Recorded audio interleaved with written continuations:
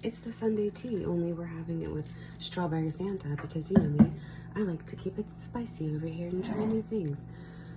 I've been working a lot around the topic of forgiveness, and I know it's not good to like harbor unforgiveness in your heart, and for some people it's easier for me to do that, and for others I'm still working through that, and maybe you are too.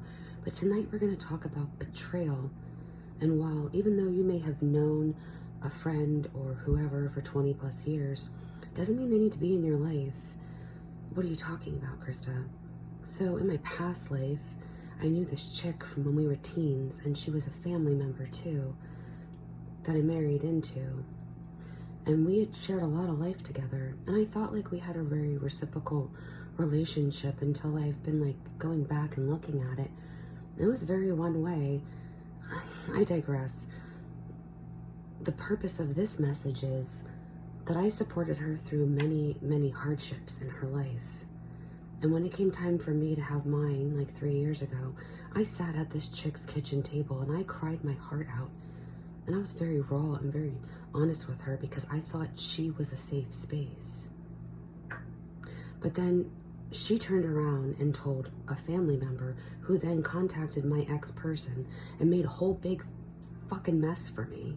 In addition to that, before I had even announced things to certain people, she talked to our shared loan officer who knew everyone in our family, who proceeded to tell people things before I had even had a chance to tell them. You get what I'm getting at here.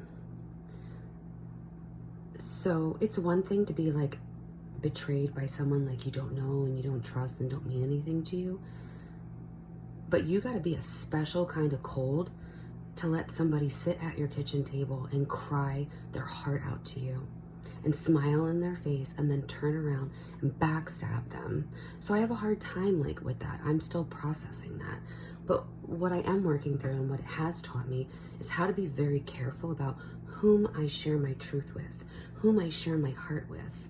And just because somebody needs to hear this shit tonight, just because you've known somebody for a very long time and you've like been through the ringer together and everything, doesn't mean they actually have your back, doesn't mean they actually have your best interest at heart, doesn't mean they actually give two shits about you. And I'm sorry, I know that hurts. It hurt me too.